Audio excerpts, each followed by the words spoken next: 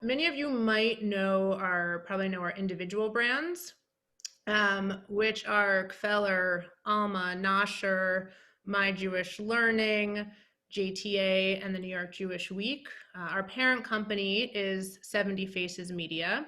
I'm the COO and editorial director of 70 Faces Media, and I get to be your moderator today. Joining me are editors from each of our properties. And before we get started, I'm just going to have them each introduce themselves. I'm going to call on them on the order that they are on my screen.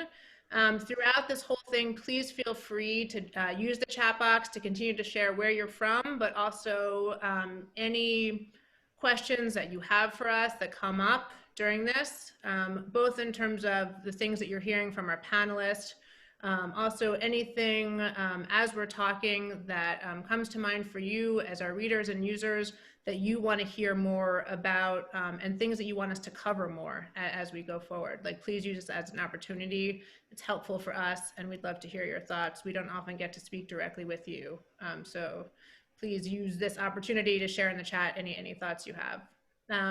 So I'm going to get started. Philissa, can you introduce yourself, please? Sure. Hi, I'm Philissa Cramer. I'm the editor of the Jewish Telegraphic Agency, our oldest news brand.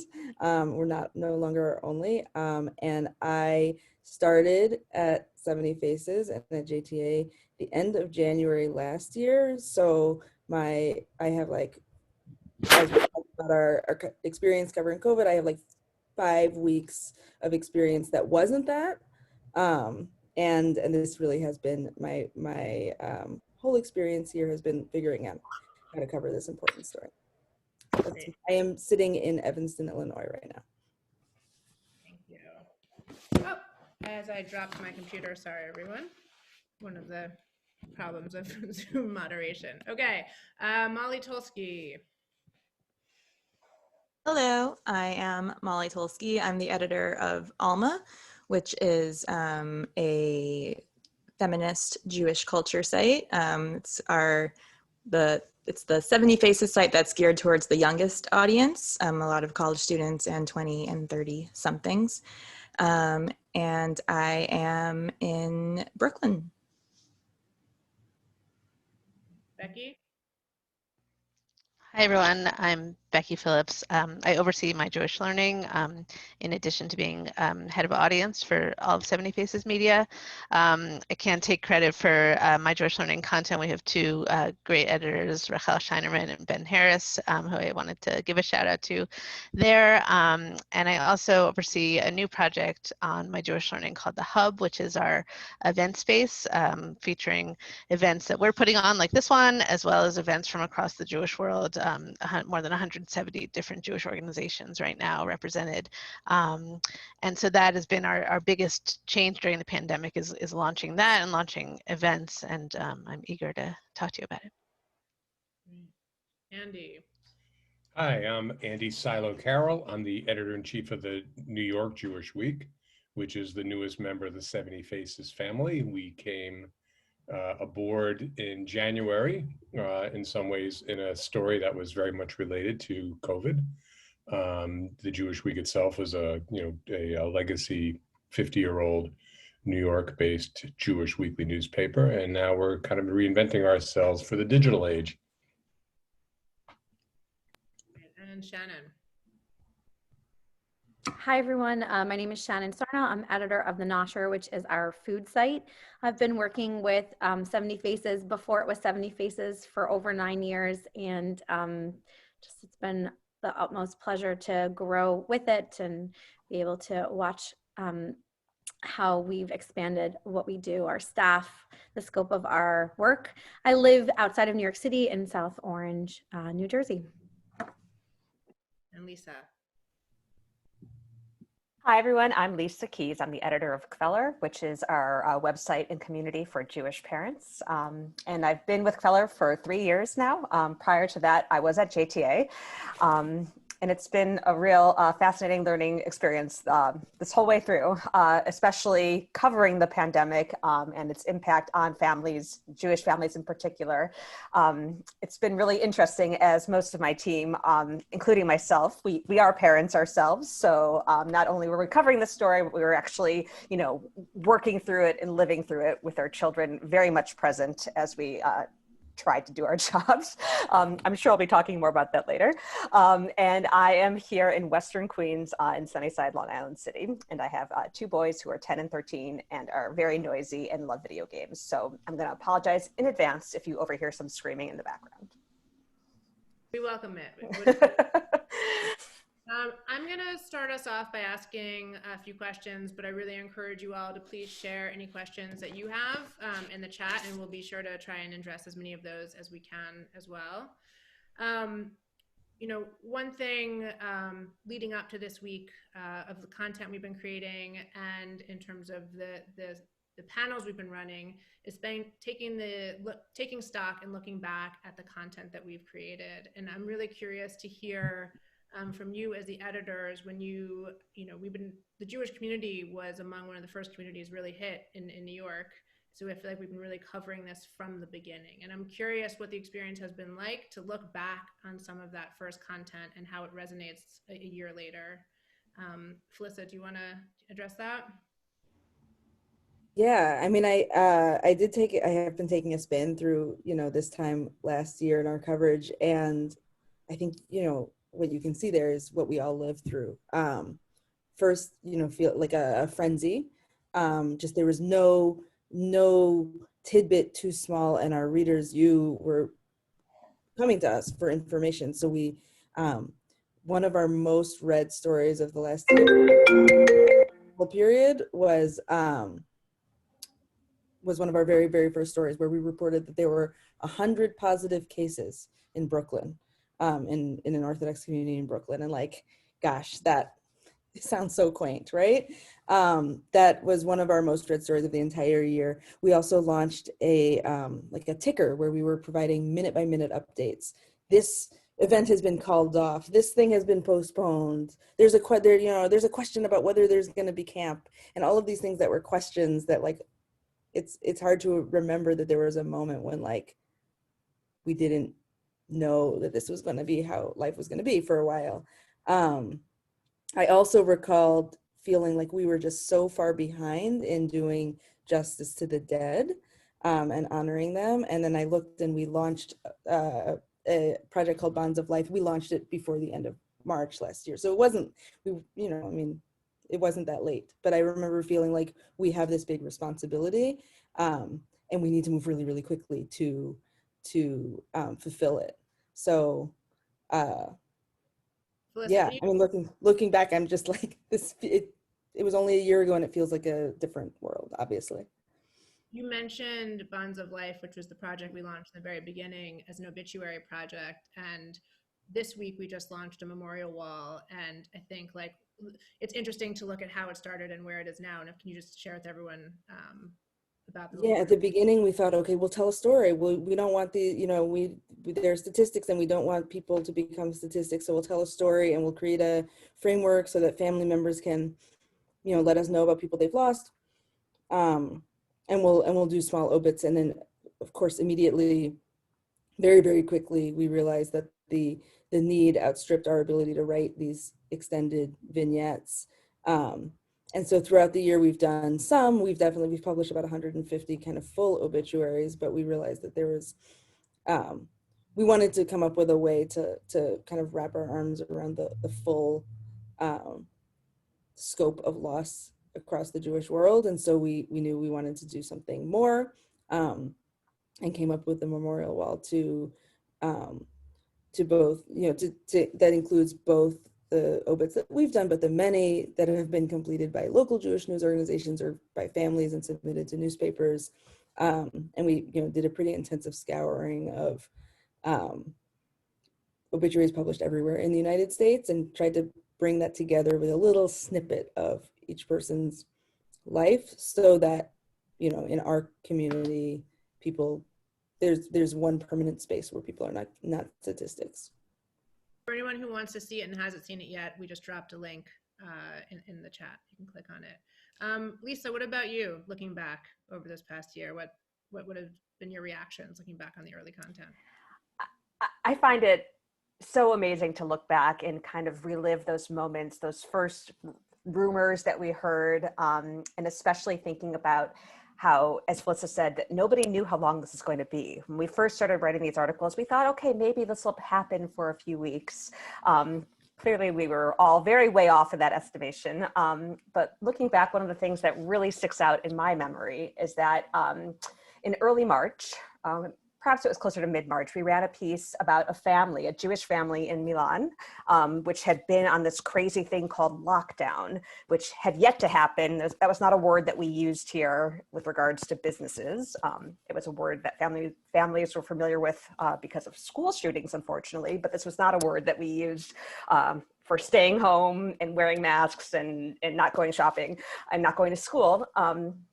So this video was made by a 17-year-old, and it was just about how their life, and the kids are at home for school and they don't go outside and they don't see their friends. And it was really eye-opening because within just a few weeks, that became our norm as well. You know, in some ways it was helpful to kind of hear from others who had been going through this. You know, as we said earlier, the early cases of COVID really did affect the Jewish community. There was a community in Westchester, and I think it was Scarsdale, that was really hard hit early on.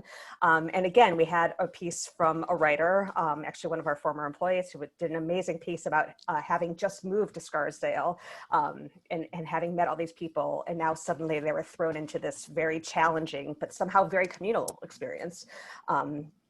So yeah, the temporariness is what really strikes me when I look back. And there's almost some warnings for us all, I think, now that we can see now that were built into those early pieces that we maybe didn't recognize then. Yeah. Lisa, you're such a New York City person that I think you're confusing your suburbs, which I think was New Rochelle. You're right. You are so right. Yes. Apologies all around to all Westchester residents.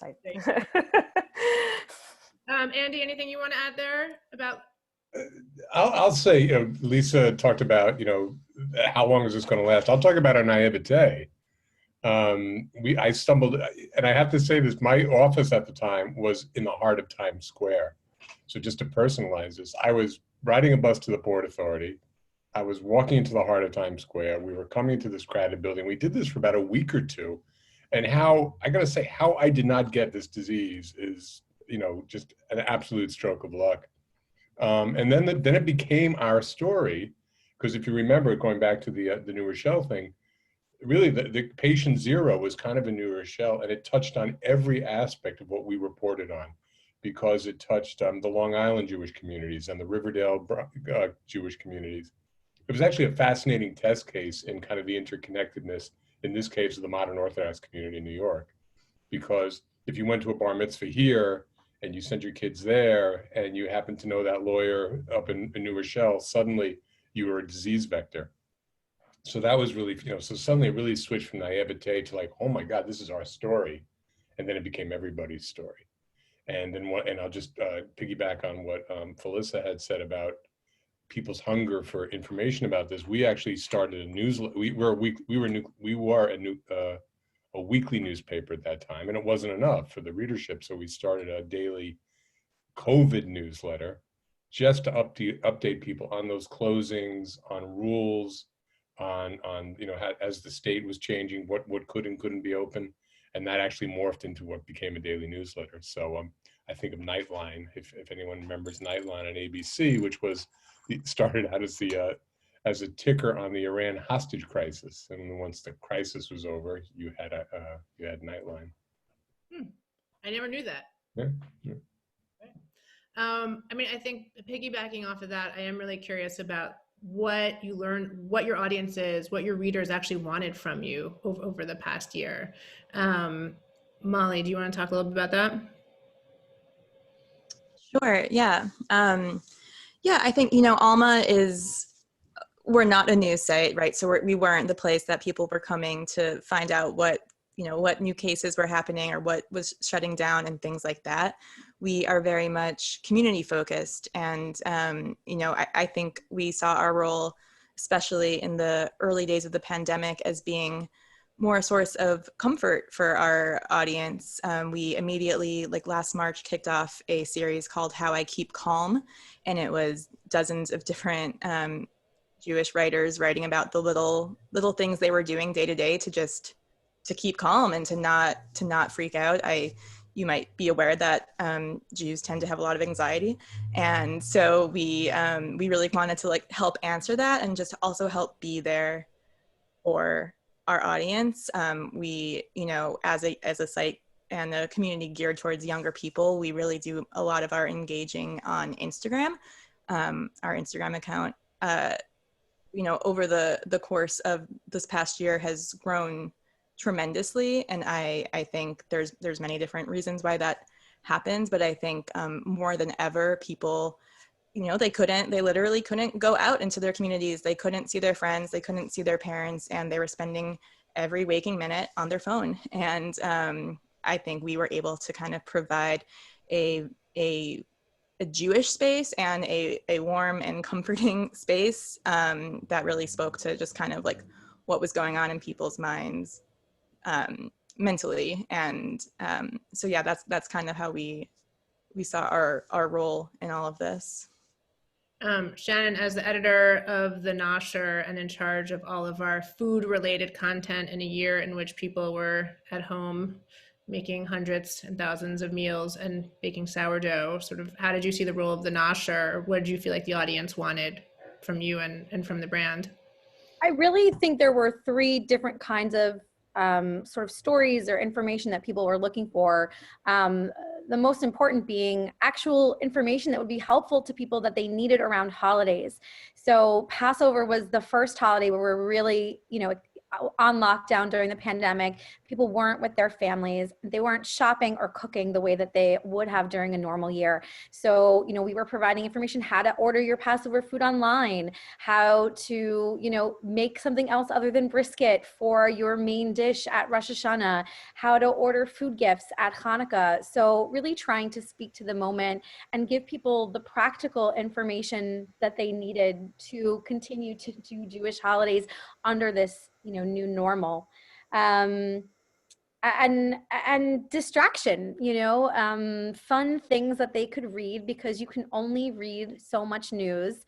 Sorry, JTA, I love you guys, but you know, you need to take a break and enjoy reading about Jimmy Fallon and Hugh Jackman baking challah, because who doesn't want to read about that? Or how the Great British Baking Show really messed up bagels, you know. So we tried to provide those great moments of levity during this time. And then the last thing, which I think is probably the most obvious, is comfort food, right? For the first time, people were home almost all the time and baking and cooking more. So pieces about matzah mac and cheese, mushroom barley soup, challah. People were sort of embracing those things that could provide them comfort in a time like this, and also something to do. So I was very happy to try and help provide more cheesy carbs for people during this year, and also to try and, you know, give them some moments of things to smile about as well. Thank goodness for your cheesy carbs, Shannon. What would we do without them? What I'm here for. The other thing that we have launched over this past year, which is new for us, are actually panels like this and classes. And that's become a huge endeavor. And Becky, do you want to talk a little bit about that in terms of sort of where you've seen what the audience wants and why we're doing it? Sure. I mean, I think what we've done across the board on 70 Faces Media really grew out of a need that we recognized early on for the audience of My Jewish Learning, which was, it started out as a way to replace their in-person experiences, in-person Jewish experiences. The first event that we really launched was a daily Kaddish minyan, and we recognized that all of a sudden people couldn't gather in person to say Kaddish, and we wanted people to be able to have that experience. And so, you know, by mid-March, we had launched a daily Kaddish minyan online. Every day we have a different rabbi who leads it and helps mourners say Kaddish. And people have, you know, we have people who are marking their 1-year anniversary of participating in this minion now. Not all of them are in mourning, but are but are there to support it, or really have found community there. And I think that's sort of what we have learned about what the audience and what people are looking for during this time is it has evolved from needing information or needing a replacement for an in-person experience to really needing community. And that's what our events have really become. They are ways for people to connect to each other and to connect to a presenter, to connect to a teacher. And so we've started things like we have a weekly group Torah study where a group of 70 or so people gathers every Friday morning to discuss the Torah portion. You're all welcome to join all these events. We have now monthly panels that JTA is organizing to kind of take a deeper dive into JTA's reporting and give our readers an opportunity to connect personally with our reporters and editors. And so I think all of these really kind of go back to the idea that people are seeking connection, and this is a time when everybody feels isolated to some extent, and these online events really have provided a way for people to meet one another and to find a communal way to talk and conversation. It's been amazing to see. I mean, hundreds of people will join, and there are real connections that are formed. So it's been really instructive and moving too for us. I just want to remind everyone that I love to ask questions, and I will continue to do so, but please also feel free to share. And I'm having fun watching the conversation in the chat too. Lots of conversation about anxiety. Always happy to talk about that. But any other questions, comments, please feel free, use the chat. I am always interested in what we can learn from our most popular stories, because I think they do tell us something about what our audience wants. And I open this to any of you who want to take it, but just sort of like give us a glimpse of what were some of the most popular stories over the past year and any insight you have about it. Can I just talk about a category and then others, because I don't have the same audience data that you guys have, but and there's a warning that comes with this. The Orthodox community in New York was very heavily at the center of the COVID story to the degree that people were fascinated by it. And the temptation there is something that we refer to, at least in our corner of the business, as Orthodox porn, which is less exciting than it sounds, which is basically about over-covering a community and treating them a little bit like a freak show because they're different or they're special. But there were a lot of stories, whether it was crowding and gathering in crowded spaces, violating, flouting COVID rules. So a lot of our coverage that I know got a lot of interest and a lot of traffic was about that. And like I said, it comes with a warning that we don't overdo it, but they definitely were central to the story of what happened. And they were a test case for some of the things that rolled out around the country about when is it safe to have a wedding. Can you have an outdoor funeral literally with thousands of people, and is that a super spreader event, which was very germane to the Black Lives Matter protests of the summer. So we know that got a lot of traffic, and we devoted a lot of resources to that. Philissa? Yeah, I mean, people tuned in for that early coverage, as I said, and then absolutely, there's a mask burning in Brooklyn, Orthodox Brooklyn, in the fall as a political statement, and that was very, very widely read. There will be another mask burning story later today. Tune in later. We did not organize it. We are covering it, just to make that clear. Just giving you. And it hasn't happened, but there's a story that we're covering about mask burning, not in an Orthodox community. But I would say that one thing that I don't know that it surprised me, but it was just true, is that our most read stories this year were not about COVID, right? Like, except for these big moments. And there were a couple stories that were a little bit about COVID, like when Jared Kushner and Ivanka Trump pulled their kids out of their day school, which we reported was because parents weren't comfortable with their COVID practices. That was very widely read, as you might expect. So there were moments, but for the most part, I think people sometimes we would work really, really hard on a story, and it would explain some way that, you know, Jewish life had changed, or there were questions or experiences or, you know, snapshots of this impact of this huge thing, and like people didn't want to read it. And I get it, right? Like I get that. We're all living it, and it's hard to say like I want to spend my, you know, discretionary time when I'm reading news, like how much more do I really need to understand it? So the most read stuff this year, so much politics. I don't, would that have been the same in a year when people's lives weren't interrupted? Would all of everything have been the same? Like that's an interesting thought experiment. And then we tried to, you know, make sure that we were giving readers, you know, a balance of heavy stuff and important stuff and polarized stuff, and also like fun stuff that reminds us all that like we're all people with stories, and some of that did really, really well. So early on, I actually like spoke to a guy. He happens not to be Jewish, but he's like, he bakes a challah every week. He's a yeast scientist, and boy, like that went, you know, that went bananas. And there were moments like that where we would profile somebody interesting from the world that we cover. And I think because people are hungering for a connection, I think those stories about individual people tended to break the mold more often.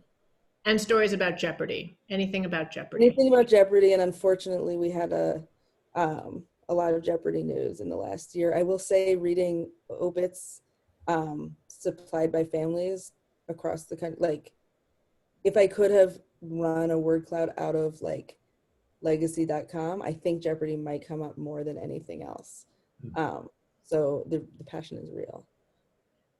Molly, did I see you raising the hand? Yeah, you know, I was going to say sort of similarly to Philissa and JTA, I found it super interesting to look at like our top 50, our top 100 articles over the past year, and almost none of them were explicitly related to COVID. I think the only one in that group was one that we ran pretty early called A Rabbi's Cure for Coronavirus Anxiety. So like I said, anxiety really became our COVID theme. But, you know, the stories that did get, you know, the most engagement and the most readers on them were by far our stories on the Black Lives Matter movement, which to me is not surprising, knowing our audience. Like I said, again, it's very it's young Jews, and many who really feel like social justice is one of the most important things in their lives. And in fact, a lot of our audience, I think, views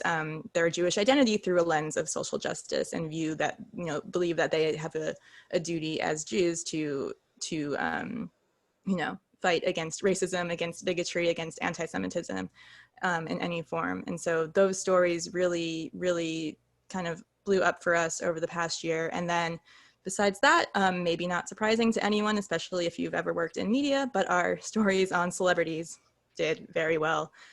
We run a series on Alma called 18 Things, and we just choose different Jewish celebrities to share 18 things about them, fun facts, things about their background, how they, you know, what holidays they celebrate, things like that. And those articles are just all at the top of our list. And I think going back to what Shannon was saying earlier, people wanted that escape. They wanted fun things to think about. They didn't, you know, want to spend their time like doom scrolling through COVID news 100% of the time. And so that really, we could see that bear out in the numbers as well.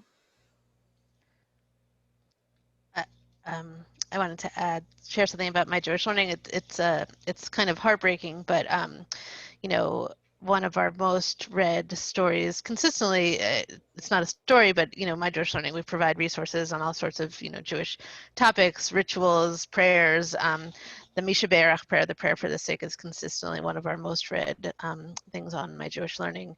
But last year, March and April, the traffic to that article skyrocketed. I checked, and it grew more than 200% in traffic from year to year during that time period. Is just like I think it really indicates that there was a particular need for people to feel like they didn't know what to do. Like there was sickness all around, and nobody knew what to do about it, and I think praying was something that people could do, and people were looking for that prayer in particular, and so it's always in the list, but just the amount of traffic it got during that time was really sort of remarkable to me.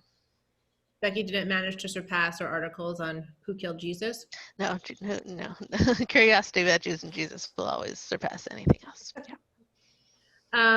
Shannon, any recipes, breakaways, or food things that topped the charts in the past year that are interesting? Yeah, I guess, piggybacking off of what Molly said, which is, celebrity stuff also did really well from the Nosher, and particularly celebrity recipes.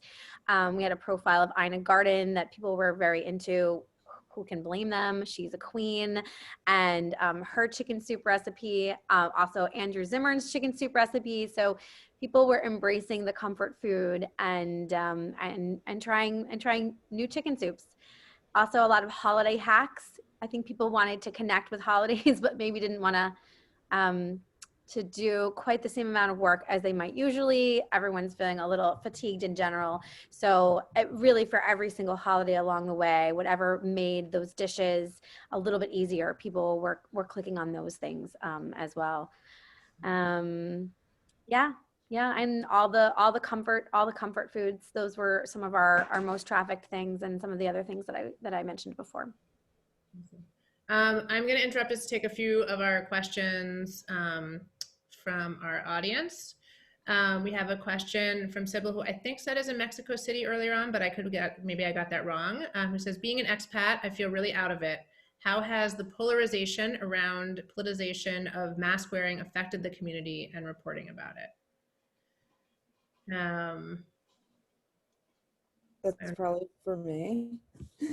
Yes, this has been a story that we've covered. I mean, this is, I think, I would say, I don't know if it's the polarization around mask wearing, or polarization and mask wearing has been a locus of expression for that polarization. But absolutely, I mean, we did, there was a time when, young men in Orthodox Brooklyn really did take masks to the street and burn them in the street, and that was a political statement. So this has been a thread of what we've covered all year, and I think one of the challenges has been and Andy raised this already, we could cover that all the time. It is where a lot of the dynamism is happening. It is, the place of change, and the place of where there's visuals at a time when there's nothing to see. But it's also not totally representative of the whole world that we cover. And how do we balance that as journalists? And how do we, do justice to the fact that this is a real dynamic that we need to describe, but also it's hard.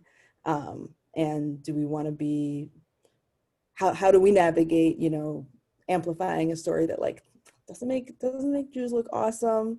That was challenging, and a piece of the story of covering COVID for sure. Andy, anything to add from your coverage of covering the New York community?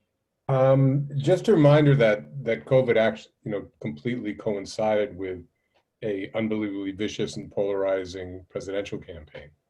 So it was almost hard to separate those stories, because some of the symbolism of COVID became symbolism of politics. So if there was a word, if we had a word cloud, just what appeared in the pages of the Jewish Week over the year, polarization in all its manifestations. COVID just being maybe, kind of canary in the coal mine, but this was a community that kind of, like every community in the United States, not just a Jewish thing, that looked at itself and said, can I, asking questions, can I even be friends with my neighbors? Is there one Jewish community? Do I have anything in common with, some of my neighbors who are either voting, wherever you are, who could possibly vote for Trump, who could possibly vote for Biden? And I think that was, if COVID was the story of the year, that was the second most important story of the year. We have a question from Glenda, just sort of expressing appreciation for events like this and wondering if they'll continue. And the answer to that is yes. But I think for us, like also the interesting question is like, what other changes have happened in the Jewish world? Also, there have been so many different changes: the way people pray, the way people come together.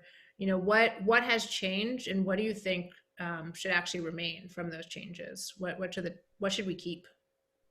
I'm gonna open that up to any of you.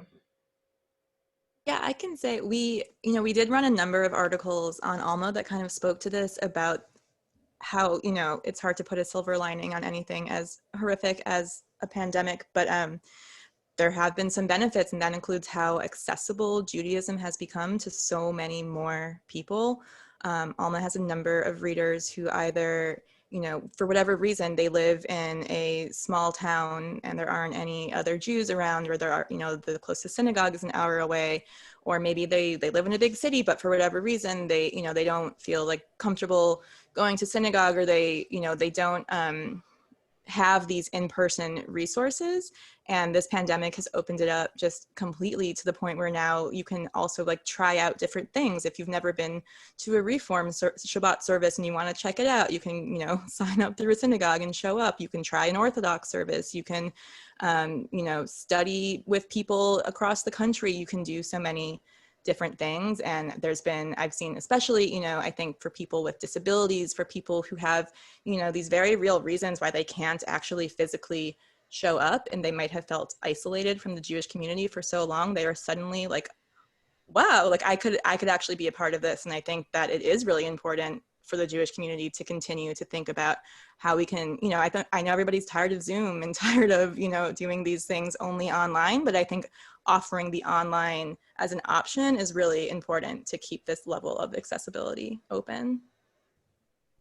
Yeah, I completely agree with Molly. And it's something I think about a lot in terms of the availability of resources for other communities. Before, if you were attending a class, if you live in New York, LA, Chicago, Miami, you have endless choices.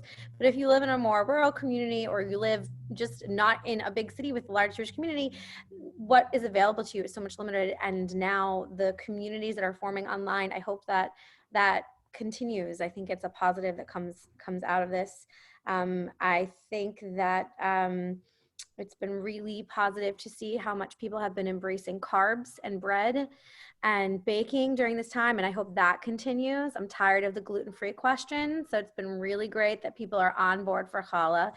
But more seriously, I also think that the conversations that have come up over the last year, very much in conjunction with the pandemic around diversity and race in the Jewish community, I hope that those stay as well. Of course, that intersects with food, and it's been at the forefront of some of our thinking. And I think that that's a positive that may not have happened quite to the same extent had COVID not been happening simultaneously. So I hope that continues to challenge all of us and force us to think more broadly about who is Jewish, the definitions of Jewish community, and so on. Anyone else? I think this is a great question, and I love to hear everyone's answers. I mean, I can get a little meta here because, we're covering, the conversations about what should stay and what should we learn from this. But within the journalism space, like this was a very, very difficult time for small news organizations, and we are really glad that we were able to provide a way forward for New York Jewish Week here at 70 Faces. There are other small Jewish presses that we're watching and have watched struggle, and I think that there's a level of conversation about how do we provide a news service and a news product that is different and reflects the needs of our readers, and understands how vast and diverse the Jewish world is. And I mean, I came to this conversation from another conversation more explicitly about that, and like there's a lot of energy about how do we serve Jewish news consumers better. That I was excited to have those conversations before I knew there was going to be a pandemic, but I do think that the pandemic and some of the realities that it introduced hastened that, which is, I think, scary. It is a scary situation for news, but ultimately going to be good for readers, I hope.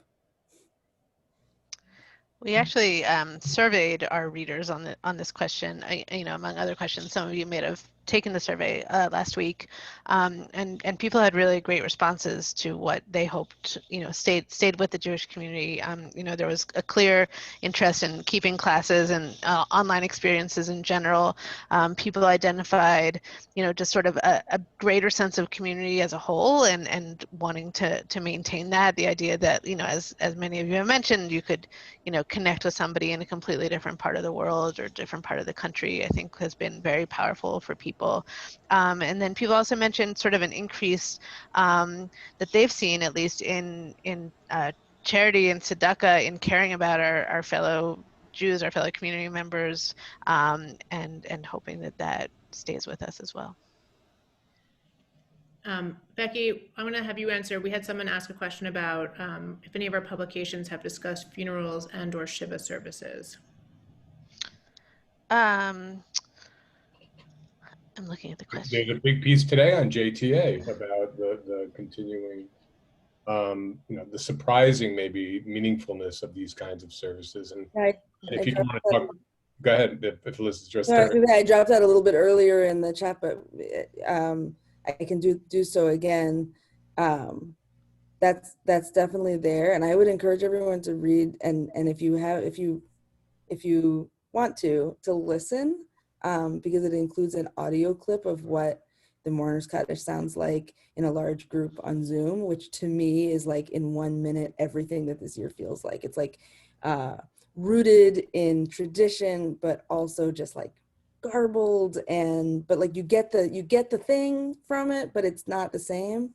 And I've listened a few times since we published this, because I really feel like it's an audio snapshot that to me, I think I'll probably carry with me as a kind of summary of this time.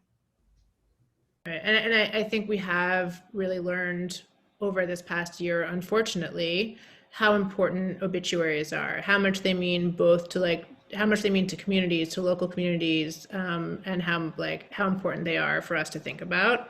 And so I think that is something definitely going forward that we're spending a lot of time thinking about. As long as we're on the topic of grief, I'm curious to hear from you guys. You didn't just cover this, you weren't just passive observers. We've all lived through this pandemic. I'm curious both what it was like to live through it and cover it, and also kind of if you had a breaking moment that you're willing to share. Lisa, I'm going to look at you, not for the breaking moment, but just you touched on living with children, and if you want to take this one. I mean, yes, there is no doubt this has been a challenging time for absolutely every single person, no matter what your situation is. But I will say that, particularly for parents who are not only dealing with, health issues in their career, they're also, having to manage your children's distance learning, or no longer having childcare and having young children, or having your kids come home from college. They're no longer, away at university. They're now living in your small apartment. It's been an enormously challenging year that the Kveller team was experiencing along with our audience, which was, really interesting. And I think all of us can attest that, we have our team meetings, and there's always children who make an appearance. And it's really been it's been tough. Sometimes you feel like you are living at work and not working from home. But it also, I think, is opening up maybe a new way forward for, I think, working parents, that maybe there are some things that we can continue to do and, continue to work these kind of scattered schedules. It's been really interesting kind of editing pieces on this, talking to our audience members about this, while also, having to step away for a second because I need to take my kid's snack out of the oven. It has been enormously challenging, but it's been really eye-opening. And I would like to say that one thing that we found really resonated with our audience in this time, while we're all just trying to juggle everything, was humor, which is maybe not surprising considering just how important humor is and how to Jewish identity and Jewish tradition. But one thing that was helpful as we were all going through this, like Molly and Shannon had said, was that people were kind of looking for escapes. So something we found was having some more lighthearted pieces about surviving the pandemic really, really resonated. People really appreciated that. So we had, when we covered, people saying clever parodies and made videos. For example, one person did a riff on Matchmaker, Matchmaker from Fiddler on the Roof. It became Mask Maker, Mask Maker. And that was just, it was so delightful. It was so clever, and it was so, it had that Yiddishkeit that just watching it made you feel good. That's been important to us, is to kind of let people kind of just collectively sigh and enjoy something, and kind of knowing that you're here, you're in the juggle, you're in the struggle, but you know, there are thousands and millions of other people there right there with you. That's been an important part for me, at least, going through this. So the moment to moment might be tough, but I know that all of my colleagues and all of Kveller's audience and all of 70 Faces Media's audience, we're all going through this together, which sometimes makes it easier, sometimes it doesn't, but it's been really eye-opening. Thanks, Lisa. And Andy, what was it like for you?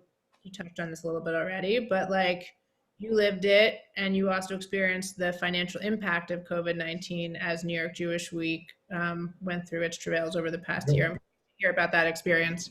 No, I mean, everyone was, it was we watched the direct impact on a small business where we had a print product and an advertising model. And, by the summer, the bottom had fallen out of the market, and we didn't, it's not to say we didn't have problems or challenges before that, but it was really the last straw. And to have to live through that and, get PPP loans and all that whole thing while you're trying to cover this thing, it was a very challenging year. The other challenge, and at least we talked about a little about, living at work, working where you live, is, and I'm curious what Philissa has to say this, not having newsrooms anymore. Everyone is now in their homes. JTA's office used to be a bustling, crazy, it was what I once used to describe as living inside a migraine headache, but it was exciting too. But now it's, we're all over the place. And I think there are great advantages to that. There are also great disadvantages. I'm just curious, especially since Philissa had, landed here from another news operation just before COVID hit. What did you gain and what did you lose by having a virtual newsroom? I personally was very excited to start this job because I've been working from home for several years, and I was really, really pumped to work in a newsroom. And actually, I'm realizing that today is the 1-year anniversary of my last time my feet were on the ground in New York, which was like a harrowing experience because we had a board meeting and we had some shared food, and then people in the room were like, my kid's school is closed. How strange! It's really hitting home, and like, I have to go now. And so, I think that it was actually like, I'm really glad that I had all those years of remote work experience previously, because it was new for our newsroom, and we could, figure it out, I think, together. But there's so much, we've done so much and the staff, pivoted so quickly as we all did, and have been incredibly impressive. And, I haven't let myself think about, what would it be like if we were all in the same room? Because, like, why even think about it? But of course, that's there. And a lot of work gets done better when you're together. And, a lot of inspiration can strike and brainstorming can happen. And I think, across news industry and across lots of industries, we're going to start learning, like, what are we giving up and what are we gaining by making this change. I will just also add to go back to the question you asked about, like, your gut punch moments. One for me was that meeting, and then the flight home, which was like, I didn't breathe for a while. But then the other was like, I spent, the first several months, and I think we probably all did, either deeply, deeply worried about ourselves or deeply worried about someone else. I was like, the people who work with me remember this. Like, I was panicked that I wouldn't see my parents. And like, that's not, like, is that news? That was a challenge, I think. Like, is that a news story? Like, how do we cover that? Is that a news story? Is it a Jewish news story? Like, to be doing that mental exercise constantly was very, very exhausting. And we're doing it again now because it's like, well, everyone's getting a vaccine. that's awesome. Like this is so fun to watch. Is that news now? Is it Jewish news? Like how do we find an angle there?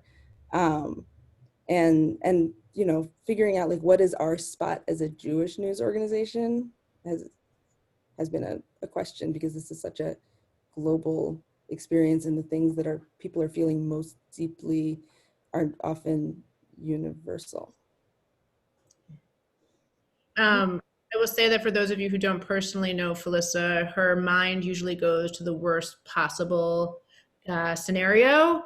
And it was very disheartening to watch her be right about a lot of things over the past year. When she fled to New York to get on a plane, and we had just started working together, I was like, wow, woo, you know, she was wackadoodle. And then of course she was absolutely right. But I was actually thank you for not letting on. You were very like a very kind and tolerant manager, and you were letting me do what I needed to do in that moment. And I didn't realize you thought I was crazy for a little while. Shannon, did I interrupt you? No, I was just gonna say I was thinking back on, like, there was one morning where I was supposed to go into the office because I was actually a staff member who worked part of the time from home. I was always a few days a week from home and a few days in the office. And I messaged you in the morning and said, I don't know, Debbie, like I don't feel comfortable coming in. And I felt so badly, and you were very understanding. And then of course, just within a few days, everything had changed, and then I felt a little less badly about it. But in the moment I felt like I'm crazy. I hope Debbie's not going to fire me. I feel really badly about this. I will share personally a gut punch moment, which is a close friend and neighbor's husband died, a young guy, relatively early on in the pandemic in April. And I carry that with me all year. As a parent, as a community member, as a friend, really it stays with me all the time, and like what I'm doing personally, what I'm doing professionally. And I think we all now, our lives have been touched by somebody who's passed, but it was very early, and it was a very close person. And I think our community responded also in that way. So I hope most of you have not had such personal touch points of somebody passing away from COVID early. But if you have, you know, I think it does impact you more, and it changes, you know, how seriously we took it, you know, really from the get-go. Shannon, that story, you know, because you shared it with us when it was happening, and I remember you talking about, I think it's the same couple, just like the horror of them going through this and having to separate from their young children and trying to keep their young children safe. And that story has stayed with me from the beginning. Yeah. Lisa. Oh, I was just going to say, just thinking back, the decision fatigue right away. I mean, I think for me, that hearing you all talk about this reminds me of how my husband was actually abroad right when the pandemic, he was on a plane when the pandemic got declared, he left the day the pandemic got declared, and then was in flight when the borders were shut.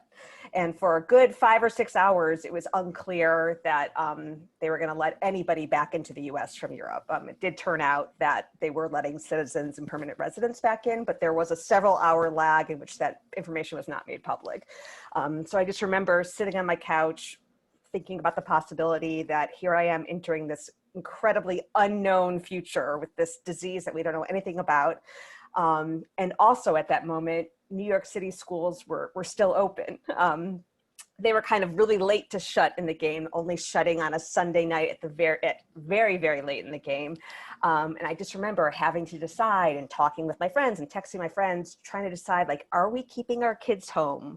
Is this the right thing to do? If we can do it, should we do it? And fortunately, 70 Faces Media has been well equipped to work remotely, because so many of us have been working remotely, full-time or part-time, for many years. I felt fortunate to be in a position where I could say, okay, you know what? I think I am going to keep my children home, because I could do that and still do my job. But just having to make these kinds of decisions, it was just so tough. And we were all making these kinds of decisions every day for many months on end.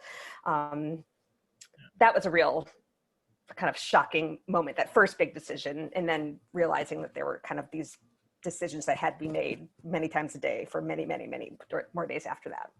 Well, Please say your decisions are not done. And sort of curious, looking forward, first of all, just thank you. We're coming up on the end, and I just want to first of all thank everyone for joining. And before you leave, I still have a couple more questions, but before you leave, please do share any of your thoughts with us. Either questions or thoughts you have about things that you'd like to see from us. If it's a topic you want us to cover on JTA, a kind of event you want us to do, a recipe, something, any whatever it is, please share it with us. And my last question for all of you is just sort of, as we're looking forward now instead of looking back, what sort of things are on the horizon? What are you covering? Where are your heads right now? I'm happy to jump in on that. I think like what I've been saying, like our focus on community has only just been amplified this year, and I'm really excited about thinking about new ways to deepen that engagement with our community and let our community engage more with each other. And so, for example, one thing I'm like super excited about that just launched a couple of weeks ago on the Alma Instagram account and on our website is Alma Classifieds. So like old school kind of classified ads for people who are either looking for a romantic partner or friends, virtual pen pals, somebody to study Torah with, whatever it is.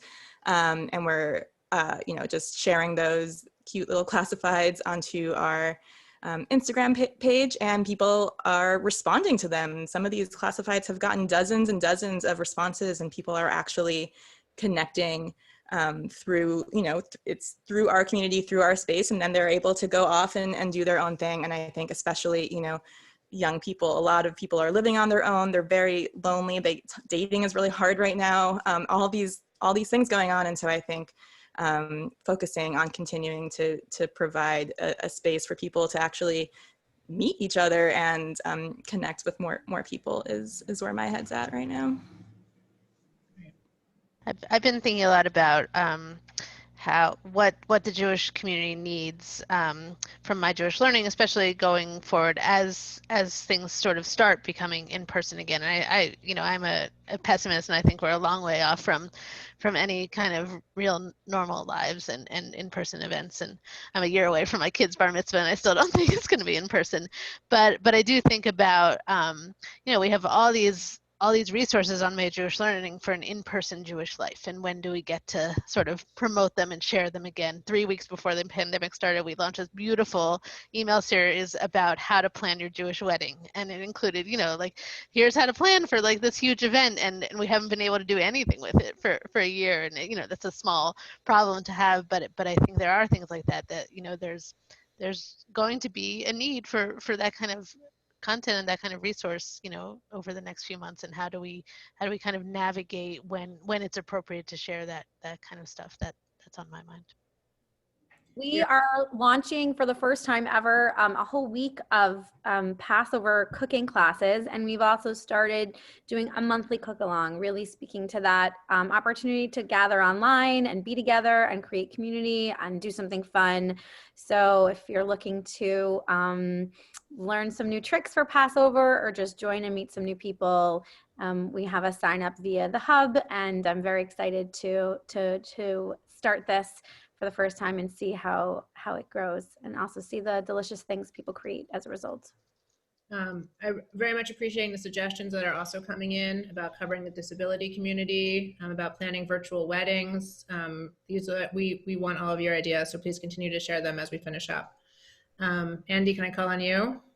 Yeah, I think of that old expression, never waste a crisis, right? And I think I'm looking forward, both as a journalist having to cover this and an organization that wants to be part of it, which is how do you take the best of what's been accomplished over the last year and build on it? And whether that means organizations consolidating the way we did, or whether that means organizations learning how to build audience online like this.